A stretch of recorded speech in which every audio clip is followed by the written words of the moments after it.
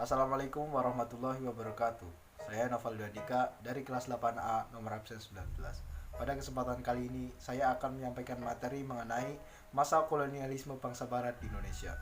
Latar belakang kedatangan bangsa barat ke Indonesia bukan tanpa sebab. Mereka melakukan penjelajahan samudera untuk menemukan dunia baru.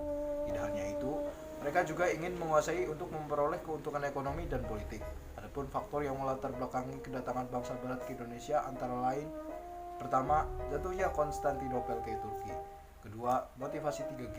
Ketiga, perkembangan iptek. Dan yang terakhir, revolusi industri. VOC adalah sebuah kongsi dagang Hindia Belanda yang didirikan pada tanggal 20 Maret 1602 di Belanda. Kongsi dagang ini bertujuan untuk menghindari terjadinya persaingan yang tidak sehat di antara pedagang-pedagang Belanda lainnya. Pemerintah Belanda memberikan berbagai hak-hak istimewa kepada VOC yang disebut sebagai hak oktroy. VOC menerapkan berbagai kebijakan monopoli seperti: 1. Ekstirpasi, yaitu pemusnahan komoditas tertentu oleh VOC jika harga barang sedang jatuh sehingga komoditas tersebut tetap langka dan berharga mahal. Kedua, pelayaran hongi. Pelayaran hongi merupakan patroli pelayaran sehingga tidak ada pedagang rempah-rempah yang menjual barangnya ke pihak selain VOC.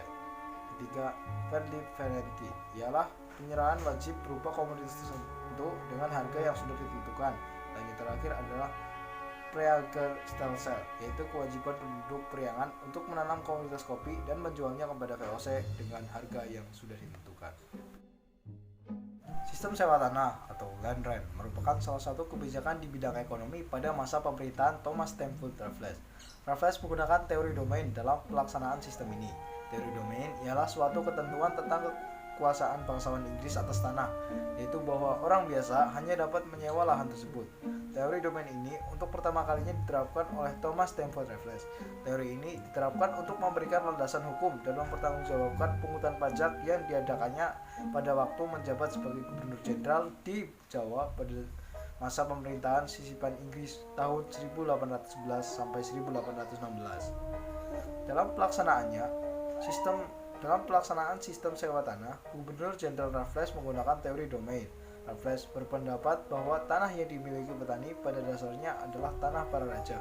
Karena kekuasaan para raja telah berpindah di pemerintah Inggris, maka sebagai akibat hukuman, hak-hak kepemilikan atas tanah tersebut dengan sendirinya beralih pula kepada Raja Inggris.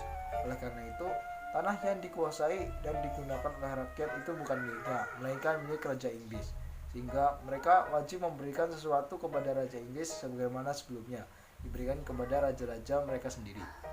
Hal yang menjadi kewajiban untuk diberikan tersebut dikenal dengan istilah penderita Raffles. Secara teori, tanaman paksa atau Kulturstelsel adalah sebuah kebijakan yang diterapkan oleh pemerintah kolonial Belanda di mana rakyat harus menyerahkan seperlima hasil tanaman ekspor mereka sejak tahun 1830. Sekilas, cuma seperlima atau 20% tersebut mungkin tidak akan terlalu memberatkan para petani. Namun kenyataannya, rakyat Indonesia justru sangat menderita. Itu karena implementasi kebijakan tersebut menyimpang jauh dan memberikan dampak buruk terhadap ekonomi dan kesejahteraan sosial rakyat Indonesia saat itu.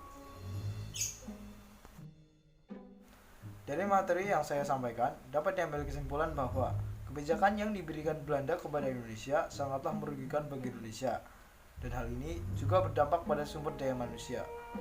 Sekian dari saya, mohon maaf apabila masih banyak kekurangan dalam menyampaikan materi. Wassalamualaikum warahmatullahi wabarakatuh.